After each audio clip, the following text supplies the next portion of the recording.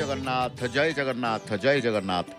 परमशास्त्र भागवत श्रवण करुले आपण मान जय जगन्नाथ टीवीर सीधा प्रसारण कार्यक्रम पताका लगी परे परे प्रत्यह प्रतिदिन गोटे गोटे अध्याय श्रवण करते। आज अष्टम स्कंद प्रथम अध्याय परमशास्त्र भागवत सुनाम धन्यासु गायिका सुकंठी गायिका श्रीमती नमिता अग्रवाल मामकर भावर कंठरे श्रवण करुले। आज थिला को अध्याय ना अष्टम स्कंद प्रथम अध्याय।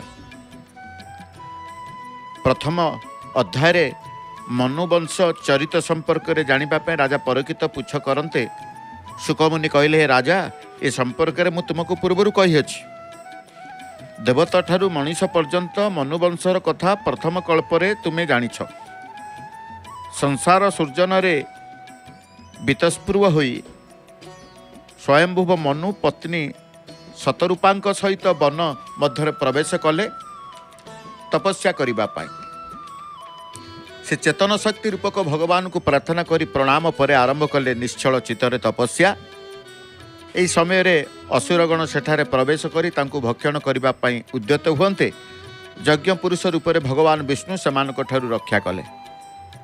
या परे शासन भार ग्रहण कले द्वितीय मनु स्वराचिष। तांकर थिले द्युमान सुषण रोचिष नाम 10 गोटी पुत्र। एई वंशरे थिले वेदशिरा नाम ऋषि, तांको पत्नी नाम तुषिता। तृतीय मनुकर नाम उत्तम, से होउछन्ति प्रियव्रतंकर पुत्र। तांकर सुंजय एवं यज्ञहोत्र नाम पुत्र थिले। एमाने थिले महाबलशाली। चतुर्थ मनु हेले तामस, तांकर थिले 10 गोटी पुत्र। एई मन्वंतर रे वेद उद्धार होइथिला। अच्युत जन्म होइतिले हरिणीर गर्भरु।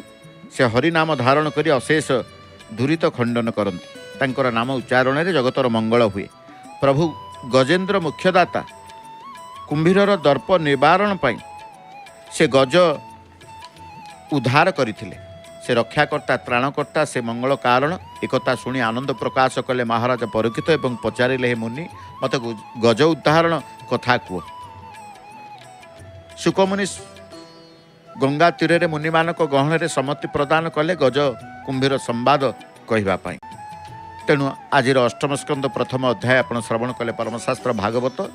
आसंता काली मध्य अष्टम स्कंद द्वितीय अध्याय रे जानिबे वरुण ह्रदरे गजराजर स्नान और कुंभीरर सह युद्ध संपर्क रे। परमशास्त्र भागवत जानिबा परे आमे संध्या समयर अधिवेशन बा संध्याकालीनर सिंहद्वार दृश्य आमे देखुचे। जय जगन्नाथ टीवीर सीधा प्रसारण कार्यक्रम। एबे आसंतु श्रीमंदिर रे जानिबा कथा जानिबा। कौन आज जानिबा श्रीमंदिर रे जानिबा कथा रे कौन आज जानिबा श्रीमंदिर जानिबा कथा रे ना जगन्नाथंकर मंदिर को जे आसे दर्शन सहित भोजन लालसा थाए। कौन भोजन करबा पई इच्छा थाए ना महाप्रभुंकर श्री महाप्रसाद, जहाँ को कहा जाए अभड़ा। प्रभुंकर उच्चिष्ट भगवान विष्णुंकर बा जगन्नाथंकर उच्चिष्ट होउची अभड़ा। जे आड़प अभड़ा कौन आज श्रीमंदिर जानिबा कथारे आपण जानिबे। अभड़ा किए, आड़प अभड़ा किए। तेणु आड़प अभड़ा कौन, जगन्नाथंकर जेतेबेले रथयात्रा अनुष्ठित हुए महाप्रभु श्रीमंदिर आड़प मंडप को जाती, गुंडीचा मंदिर को जाती, कर्मस्थान रु जन्मस्थान को जाती। नवदिनात्मक से यात्रा करिथा। 7 दिन से आड़प मंडप रे रही था। एवं आड़प मंडप रे जो रही था गुंडीचा मंदिर रे ठाकुर मानकर जो अन्न भोग करा जाए ता ही आड़प अभड़ा। कारण आड़प मंडप रे प्रभु रही था। जेमती श्रीमंदिर रे महाप्रभु रत्न मंडप रे प्रत्यय नैवेद्य अन्नभोग महाप्रभु को होता है अभड़ा बोली कहा जाए। जेतेबेले रथयात्रा बेले महाप्रभु आड़प मंडप रे रही भक्त मान को दर्शन दियंती, सेमान को मध्य अभड़ा अन्न बा अन्न भोग करा जाई थाए। सेई जो अन्न भोग को आलप अभढ़ा कहुए एवं भक्त माने आलप अभढ़ा खाइबापी बा सेवा करने प्राप्ति होगापाई मनरे अनेक उत्कंठा भक्ति विश्वास रही था। तेणु आलप अभढ़ार गोटे स्वतंत्रता रही था, पवित्रता रही था, महनीयता रही था। जेमते अभढ़ार महनीयता पवित्रता अवर्णनीय, अभढ़ार वर्णना कई करें ना। तेणु आलप अभढ़ार पवित्रता महनीयता अवर्णनीय। तेणु आज श्रीमंदिर रे जानिले आलप अभढ़ा कौन। एबे आसंतु कौन जानिबा ना श्रीमंदिर रे मंडप केतोटी मंडप रही। आपण देखिए श्रीमंदिर रे जोठी प्रभु अछंती बा देवता जोठी बसिबे सेठी बेदी थाए, आस्थान थाए, मंडप थाए। तेणु श्रीमंदिर रे मंडप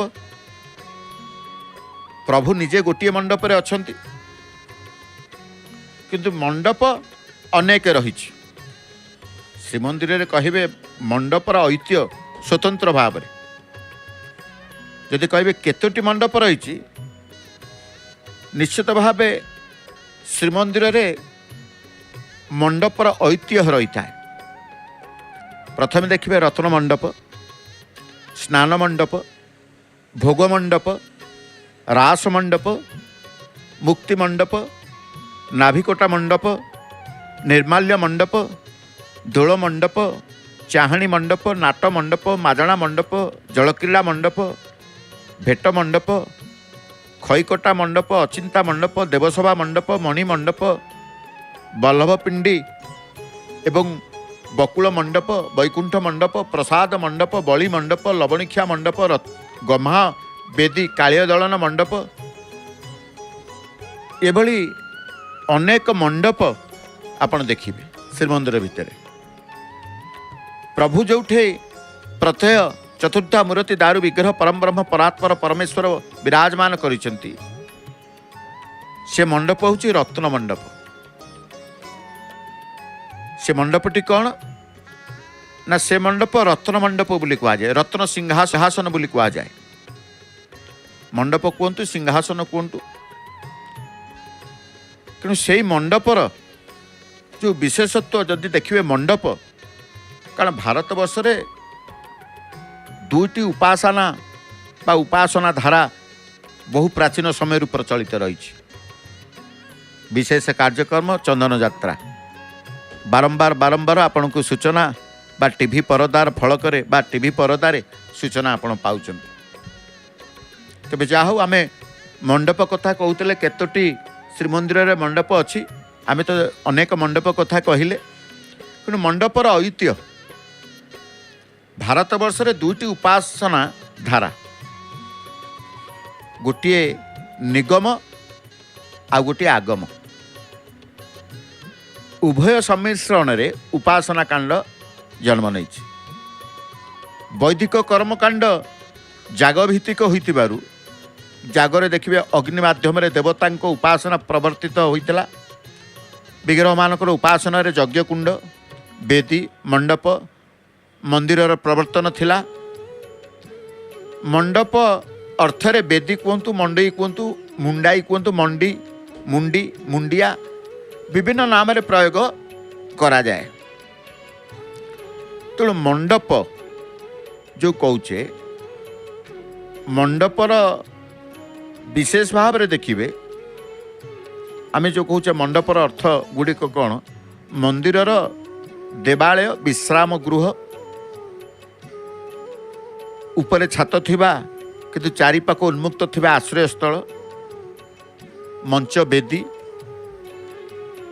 अल्पकाल निर्मित बा अल्पकाल निमित्त निर्मित बासस्थान, देव उद्देश्य निर्मित गृह, चांदुआ, सामियाना, छाया मंडप, छामुंडिया, उत्सव बा समारोह अर्थे छायायुक्त अस्थायी मंडप।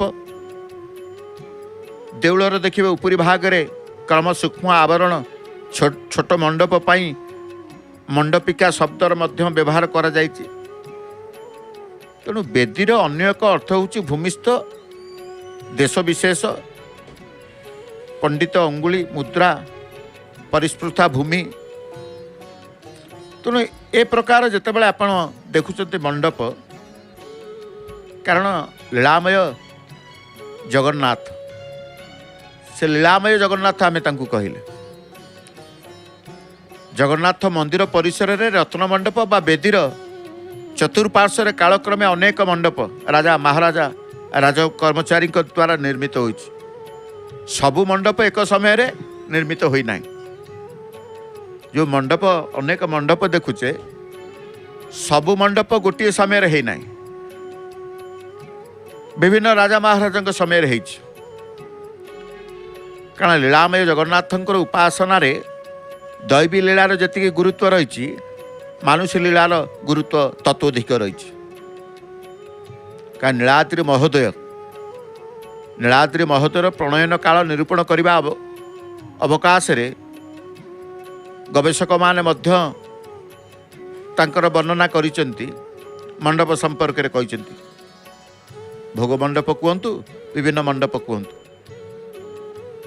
जलक्रीड़ा मंडप जिते देखिए भोग मंडप जलक्रीड़ा मंडप इत्यादि सूचना प्रदान करिसेंती श्रीमंदिर बेढ़ारे प्राचीन ए परिप्रेक्षी जगन्नाथ महाप्रभुंकर विशेष सेवा पूजा निमित्त श्रीमंदिर उभय भीतर बेढ़ा बाहर बेढ़ा श्रीमंदिर मेघनाद प्राचीर बाहर थिपा मंडप वेदीगुड़िक विभिन्न समय निर्माण पूर्वक महाप्रभु जानी यात्रा विशेष नीति गुरुत्वपूर्ण भूमिका ग्रहण करिछि आमे देखिछे भिन्न भिन्न रूपरे तांकर उपासना धारा प्रवर्तित होइतिल हैं प्राचीनतम क्षेत्रर पुण्य नीलाचल धाम रे वेदी कहतु बा मंडप कहतु ए स्वतंत्र साक्षर बहन करे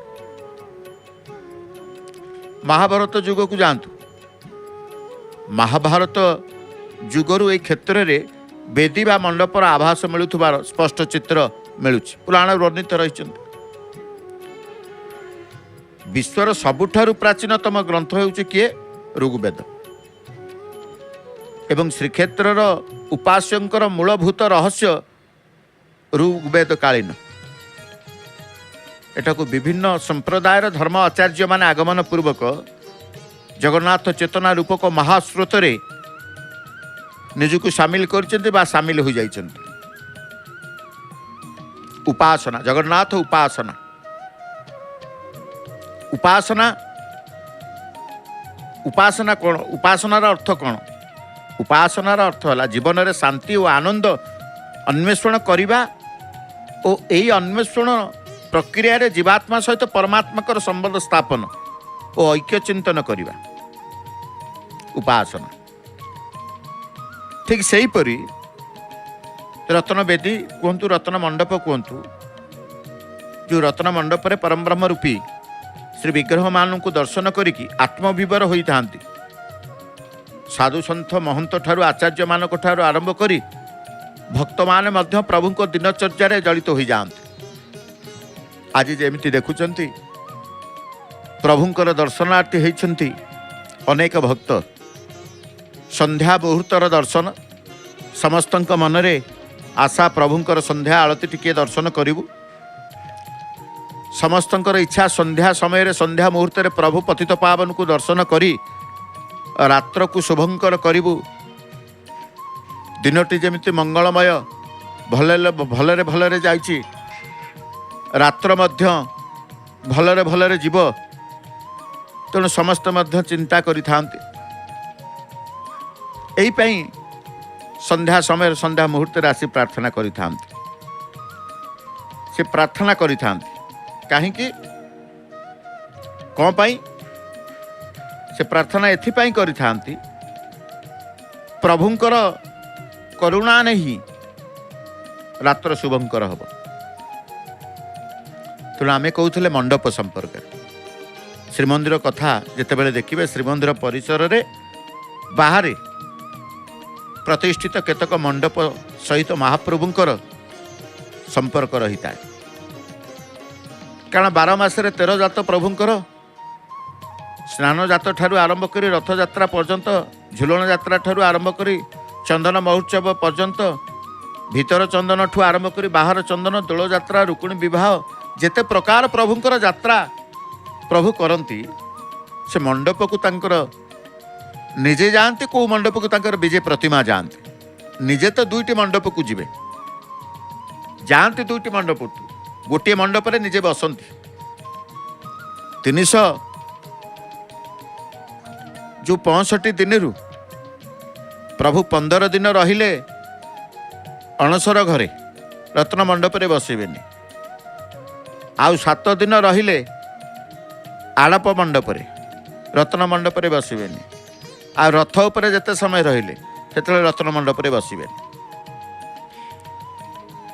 ତେଣୁ ଶ୍ରୀମନ୍ଦିର ପରିସରରେ ବାହାରେ ପ୍ରତିଷ୍ଠିତ ଯେଉଁ ମଣ୍ଡପ ସହିତ ମହାପ୍ରଭୁଙ୍କର ରଥଯାତ୍ରା କୁହନ୍ତୁ, ସ୍ନାନ ଯାତ୍ରା କୁହନ୍ତୁ, ଝୁଲଣ ଯାତ୍ରା, ଭିତର ଚନ୍ଦନ ମହୋତ୍ସବ, ଜଳକ୍ରୀଡ଼ା ମଣ୍ଡପ, ଭିତର ଚନ୍ଦନ ମହାପ୍ରଭୁଙ୍କର ଜଳକ୍ରୀଡ଼ା ମଣ୍ଡପରେ ହିଁ ହୋଇଥାଏ। ଦୋଳଯାତ ଆସିଲା, ପ୍ରଭୁ ଦୋଳ ବେଦିକି ଯାଆନ୍ତି, ଦୋଳ ମଣ୍ଡପକୁ ଯାଆନ୍ତି। ସେମିତି ରୁକୁଣି ବିବାହ କୁହନ୍ତୁ, ଶ୍ରୀକୃଷ୍ଣ ଜନ୍ମନୀତି ବିଧି, ଗୁରୁବାର ମାଜଣା ଇତ୍ୟାଦି ଅନେକ ଗୁରୁତ୍ୱପୂର୍ଣ୍ଣ ଉତ୍ସବ, ସାମୟିକ ନୀତି ସମ୍ପୃକ୍ତ ରହିଛି ମଣ୍ଡପଙ୍କ ସହିତ। ପ୍ରଭୁଙ୍କର ପ୍ରତ୍ୟେକ ଗୁରୁବାର ମାଜଣା ହେବ। ମାଜଣା ମଣ୍ଡପଟିଏ ଆବଶ୍ୟକ, ଯେଉଁ ମଣ୍ଡପରେ ବିଜେ ପ୍ରତିମା ଯାଆନ୍ତି ଏବଂ ମାଜଣା ନୀତି ସମ୍ପନ୍ନ ପରେ ପୁନଶ୍ଚ ସିଏ ସ୍ୱ ଆସ୍ଥାନକୁ ବା ସ୍ଥାନକୁ ସେ ପ୍ରତ୍ୟାବର୍ତ୍ତନ କରନ୍ତି।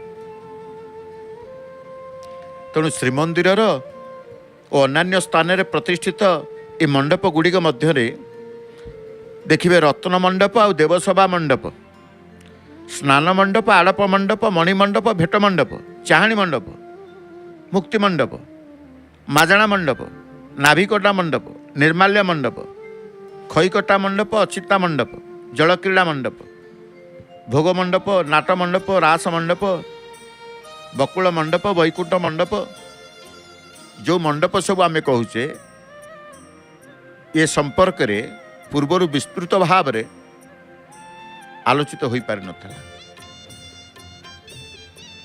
ତେଣୁ ଧୀରେ ଧୀରେ ମଣ୍ଡପ କେତୋଟି ରହିଛି, ମଣ୍ଡପ କାହିଁ ରହିଛି, ସେ ସମ୍ପର୍କରେ ମଧ୍ୟ ସୌଭାଗ୍ୟ ପ୍ରଭୁଙ୍କର କୃପାରୁ ଆମେ ଜାଣିଲେ। ଯେଉଁ ଦେଖୁଛନ୍ତି, ପ୍ରଥମେ ପ୍ରଭୁଙ୍କର ବସିବେ ରତ୍ନ ମଣ୍ଡପ, ଦ୍ୱିତୀୟରେ ସିଏ ଆସନ୍ତି ସ୍ନାନ ମଣ୍ଡପକୁ, ତୃତୀୟରେ ଆସନ୍ତି ଆଳପ ମଣ୍ଡପକୁ। ପ୍ରଭୁଙ୍କର ସ୍ୱଦେହରେ ଯାତ୍ରା ରତ୍ନ ମଣ୍ଡପରୁ ସ୍ନାନ ମଣ୍ଡପ, ସ୍ନାନ ମଣ୍ଡପରୁ ଆଳପ ମଣ୍ଡପ, ଆଳପ ମଣ୍ଡପରୁ ପ୍ରଭୁଙ୍କର ରତ୍ନ ମଣ୍ଡପ। 3ଟି ମଣ୍ଡପରେ ପ୍ରଭୁ ନିଜେ ସ୍ୱଦେହରେ ସେ ଯାତ୍ରା କରିଥାନ୍ତି।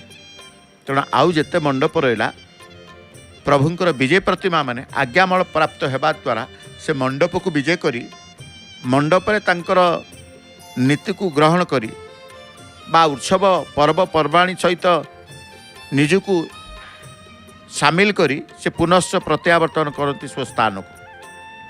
ଭକ୍ତମାନେ ସମର୍ପିତ ହୋଇଯାଆନ୍ତି ପତିତ ପାବନ ଦେବଙ୍କ ପାଖରେ। କାରଣ ପତିତ ପାବନ ଦେବ ହିଁ ଆମେ ଯେତେବେଳେ ଦେଖୁଛେ, ପ୍ରଥମେ ଯାଉଛେ ପୁରୀକି ଆସୁଛେ, ଭାବନା ରହେ ଜଗନ୍ନାଥଙ୍କୁ ଦେଖିବା। ସମସ୍ତେ ଆସନ୍ତି ଚତୁର୍ଦ୍ଧା ମୂର୍ତ୍ତିଙ୍କୁ ଜଗନ୍ନାଥଙ୍କୁ ଦର୍ଶନ କରିବା। ସେତେବେଳେ ପୂର୍ବ ଦ୍ୱାରରେ ଏଇ ଦ୍ୱାରରେ ପହଞ୍ଚି ଯାଆନ୍ତି, ହଠାତ୍ ଜଗନ୍ନାଥଙ୍କର ଦର୍ଶନ ହୋଇଯାଏ। ସମସ୍ତେ ଭାବନ୍ତି ଆମେ ଚତୁର୍ଦ୍ଧା ମୂର୍ତ୍ତି କହୁଥିଲେ, ଆଉ କାହାନ୍ତି, ଯେଉଁମାନେ ନୂଆ ନୂଆ ଆସନ୍ତି। ତାପରେ ଜାଣେ ନାହିଁ, ଜଗନ୍ନାଥଙ୍କର ପତିତ ପାବନକୁ ଦର୍ଶନ କରି, ଇଏ ପତିତ ପାବନଙ୍କର ଗୁମୁଟ, ଯେଉଁମାନେ ଆସନ୍ତି ଜଗନ୍ନାଥଙ୍କୁ ଦର୍ଶନ କରନ୍ତି, ପ୍ରଥମେ ୟାଙ୍କୁ ଦର୍ଶନ କରି ତାପରେ ଚତୁର୍ଦ୍ଧା ମୂର୍ତ୍ତି ପ୍ରଭୁଙ୍କୁ ଦର୍ଶନ କରିବାକୁ ଯାଆନ୍ତି। ତାହା ହିଁ ହେଉଛି ଆମେ ଦେଖୁଛେ ଭକ୍ତମାନେ। ତେବେ ଆମେ ଯେଉଁ ମଣ୍ଡପ କଥା କହୁଥିଲେ, ପ୍ରଥମେ ଦେଖିବେ ରହସ୍ୟପୂର୍ଣ୍ଣ ମଣ୍ଡପ ହେଉଛି ରତ୍ନ ମଣ୍ଡପ। କାରଣ ଅତ୍ୟନ୍ତ ରହସ୍ୟ ରତ୍ନ ମଣ୍ଡପଟି।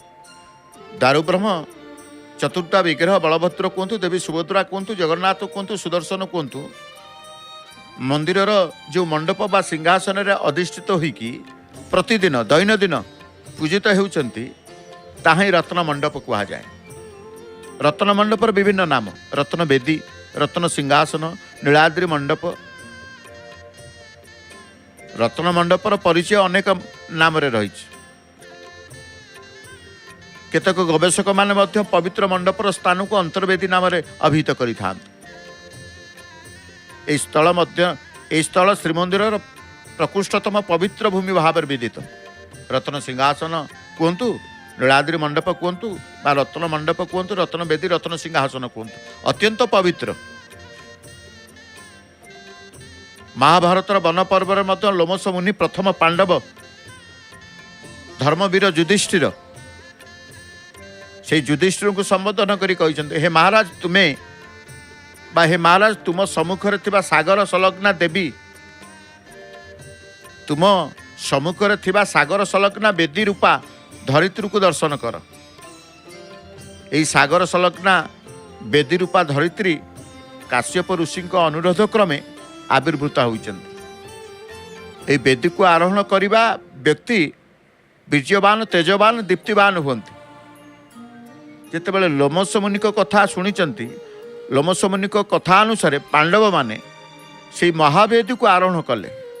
लोक विश्वास रे किंवदंती अनुजाई से महावेदी होउछि नीलाद्रि मंडप, जोंठी प्रभु चतुर्धा मूर्ति को आम दर्शन करुचे चर्म नेत्र रे।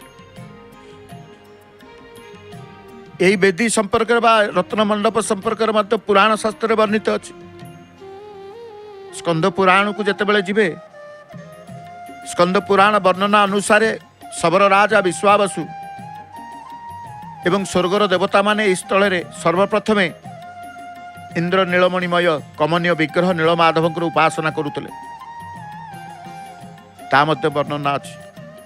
प्रोक्त 81 अंगुल विशिष्ट शंख चक्र गदा पद्मधारी विग्रह एक स्फटिक मणिमय वेदी उपरे स्वर्ण पद्मासन रे करुणा बारिपूर्ण मुक्तिप्रद रोहिणी कुंडर पूर्व तट को अधिष्ठित होते। सेहीपरि यही पुराण उल्लेख प्रकार सबर राजा विश्वावसु को उपासित नीलमाधव अंतर्ध्यान परे ही पुनराय दारु ब्रह्म रूपे बलभद्र कहतु, सुभद्रा कहतु, जगन्नाथ कहतु, सुदर्शन कहतु, मर्त्य वैकुंठर सर्वोत्तम मोक्षप्रद स्थल अंतर्वेदी रे आविर्भूत होते। तेणु विष्णुंकर ये प्राचीन मूल निवास स्थल ही पुराण मानक अंतर्वेदी नाम रे विख्यात बा ख्यात रही। तेणु प्रभु को जो देखुचे, प्रभु जो विराजमान करी भक्त मान को आम मान को दर्शन देउचंती, आमे माने चर्म नेत्र प्रभु को दर्शन करुचे, से स्थानटी अत्यंत पवित्र।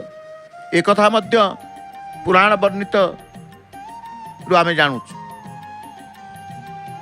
तेणु ये मंदिर होची प्रभुंकर बड़देड़ होची विश्व प्रसिद्ध। तांकर मंदिर विश्व प्रसिद्ध, तांकर यात्रा विश्व प्रसिद्ध, ये सबुटी प्रसिद्ध, ये होचंती श्रेष्ठ।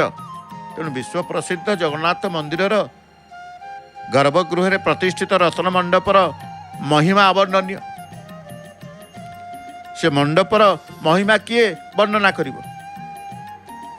कौन सी वर्णना ये पारनि ना प्रभुंकर वर्णना हे, ना प्रभुंकर यात्रार वर्णना हे, ना प्रभु क्षेत्रर वर्णना हे, ना प्रभुंक सिंहासनर वर्णना हे, किछि सबु अवर्णनीय।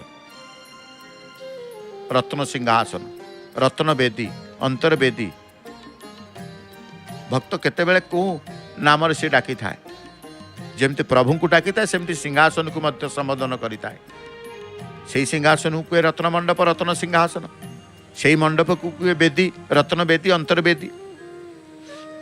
तेणु पवित्र रत्न मंडप रे जगन्नाथ, बलभद्र, सुभद्रा, सुदर्शन, श्रीदेवी, भूदेवी को सहित माधव सप्त विग्रह विराजित पूर्वक अत्यंत प्राचीन समय पूजित हो आसुचंती। अतीत कथा जदि देखिए, अतीत रे रत्न मंडप बा रत्न सिंहासन रे आदि शंकराचार्य, पद्मपादाचार्य, कुतामचंडी प्रभृति मूर्ति अधिष्ठित होते। परवर्ती समय केतक निर्दिष्ट कारण जो मूर्ति रत्न मंडप अपसारित करा जायतिला। तेबे जगन्नाथंकर ये पवित्र मंडप सिंहासन प्रणवात्मक। कौन ना प्रणवात्मक? महापुरुष विद्या ग्रंथरे सिंहासन प्रणवर समन्वय अनन्य। प्रणवात्मक सिंहासन उपरे महापद्म विराजित अर्थात सिंहासन ही महापद्म स्वरूप। से महापद्मर कर्णिका प्रणवात्मिका। पुराण वर्णित स्कंद पुराण विशेष भाव में देखु रत्न वेदी महाप्रभु को अधिष्ठित करा संपर्क में जो विवरण मिलूँ ब्रह्मलोकु ब्रह्मा पुरुषोत्तम क्षेत्र में पहुँची समस्त देवता मुनि ऋषि ब्राह्मण राजा इंद्रदम्न भरद्वाज देवर्षि नारद सहित चतुर्था विग्रह मंदिर प्रतिष्ठा संपर्क आलोचना कले ना ये कथा भी मध्य वर्णना रही। भरद्वाज ऋषि कहतु देवर्षि कहतु नारद सहित चतुर्था विग्रह मंदिर प्रतिष्ठा संपर्क आलोचना कले। ऋषि भरद्वाज श्रीमंदिर और ध्वजा को प्रतिष्ठा करिबा परे मूर्ति रे जीवन्यास प्राण प्रतिष्ठा पाई पितामह को प्रार्थना कले। कारण मंदिर प्रतिष्ठा हब मंदिर प्रतिष्ठा सरीगला ध्वजा प्रतिष्ठा सरीगला किंतु मूर्तिर जीवन्यास प्राण प्रतिष्ठा दरकार। भरद्वाज ऋषि आउ कहले ना ये ब्रह्मा को कहवा को पड़ो। पितामह ब्रह्मा को जिते प्रार्थना कले कहले स्वयं भगवान नारायण निज लीला शक्ति द्वारा शंख चक्र आदि चिन्हित वृक्षराज रूप में जीव कल्याण निमंते अवतीर्ण होइतिबारु एभली स्वयंभू स्वयं प्रकाशमान वृक्षराज दारू रे जीवन्यास करिबा पई ब्रह्मा सहमत न होई वैदिक मतरे जो कहा जाए स्वस्त्ययन करथिले। से दिन ठारू रत्न मंडप रे चतुर्था विग्रहंकर पूजा उपासना निमित्त व्यवस्था होइछि बोली पुराण रे उपलब्धि हुए। तेणु जो मंडप कथा कहते प्रभुଙ୍କ कथा कहते से मंडप को भक्त माने दर्शन करने को जीवा पूर्व पतित पावनकर दर्शन गुमुट भितर करती। सामंत पूजा पंडा सेवक मनर तत्परता तांकर संध्या समय किछि फूल माଳ तुलसी जहाँ किछि भक्त मान प्रदान करि थांती भक्त प्रदत्त सब तुलसीर माळ फूलर माळ सब पतित पावन देवंक श्रीअंगरे लागी करेई दियंती। भक्त मान आनंदित होता भक्त मान जानती संध्या पूर्व आम जदि तुलसी माळ हो फूलर माळ हो नहीं पहुँची जावा निश्चित भाव में पतित पावन देवंक श्रीअंगरे लागी हब ए विश्वास नहीं कि आसी था। किए पद्म फूल आनी था किए तुलसीर माळ आनी था किए मल्लीर माळ आनी था विविध सुगंध पुष्प भक्त माने नहीं कि आसी था। एवं जिते पतित पावन को प्रीत्यार्थे दे था से गोटे चांगुड़ी बा फूल डालाटी रही थाए से रही थाए फूल जिते बड़े समय आसिले प्रभु आज्ञा दियंती मोर श्रीअंगरे लागी कराओ सेते सेवक जोठी था ना कहीं उपनीत हो उपस्थित हो प्रभु सम्मुख आउ कौ स्थान तांको भल लगे प्रभु जिते चिंता करेंगे सेवकों को आउ सब स्थान भल लगे से स्थान को त्याग कर प्रभु सम्मुखस्थ हो जाते। तेणु प्रभुंर सम्मुखस्थ होगापर भक्तों प्रदत्त तुलसी माळ पद्म फूल मल्ली माळ नानादि प्रकार फूल को प्रभुंर श्रीअंगरे लागी करबा परे कर्पूर लागी करुछन। वर्तमान से कर्पूर श्रीअंगरे मुखार बिंदर अधर ठारू आरंभ कर श्रीभुज उदर पर्यंत सबू कर्पूर दियंती। कारण महाप्रभु ए बेशरे कर्पूर लागी ही महाप्रभु रात्र सारा रहिबे ए बेशरे यही बेशरे ही महाप्रभुंर शयन हम। ये बेश आउ मैलम वर्तमान हेनी काली मंगल आलती पर मैलम हम कह जाए पतित पावन देवंकर संध्या समय बेश पुष्प सब लगी करागले कर्पूर लगी करागले रात्र हो जाए। तेणु रात्र प्रभु शयन जाते पतित पावन देवंकर द्वार बंद रहे शयन जाई पुनश्च सिंहद्वार फिटिले पतित पावन द्वार फिटिबार दर्शन मध्य आपण माने करंती जय जगन्नाथ टीवी सीधा प्रसारण कार्यक्रम रे ये समस्त यात्रा समस्त दैनंदिन नीति पर्वपर्वाणी नीति आपण माने दर्शन प्राप्त ही जाती जय जगन्नाथ टीवी सीधा प्रसारण कार्यक्रम ना नहीं। तेणु से आम कहू कौन सी दर्शन रु आपण माने वंचित हुंती नहीं, कौन सी आलती रु आपण माने वंचित हुंती नहीं। कारण जमी आम सूचना दौले चंदन यात्रा पाई श्रीक्षेत्र हेब उत्सव मुखर अक्षय तृतीया ठारू 21 दिन पर्यंत नरेंद्र पुष्करणी रे प्रभुंकर बाहर चंदन यात्रा दर्शन करिवे। भक्ति श्रद्धा उल्लासर अभिनव मिश्रणर चंदन यात्रा को उपभोग करिवे, प्रभुंकर सानिध्य लाभ करिवे। ये पारंपरिक चंदन गीतर वृंद गान सहित श्रीजीव को चंदन पटुआर जिते मंदिर बाहरती प्रतिदिन बाहर प्रतिदिन बाहर पटुआर दर्शन ता सहित गीत गोविंद टू आरंभ करी चंदन गीत वृंद गान समस्ते करिवे। झांझ कीर्तन प्रकंपित शब्द जो पटुआर प्रभु विमान रे हली हली झुली झुली जीवे से दर्शन आपण करी बड़ आनंदित हेबे, पुण्यता लाभ करिवे। आपण जोटी थांतु जय जगन्नाथ टीवी सीधा प्रसारण निश्चित आपण दर्शन करि पारि। प्रतिदिन 5टारे श्रीजीव पंच महादेव सहित दिन चापरे नौका विहार, प्रतिदिन संध्या 6टारे रात्रि चाप, प्रतिदिन रात्र 9टारे भक्त भगवान अपूर्व मिलन भक्ति आनंदर श्रेष्ठ उत्सव श्रीक्षेत्र चंदन यात्रा सीधा प्रसारण केवल जय जगन्नाथ टीवी रे आपण दर्शन करिपारिबे।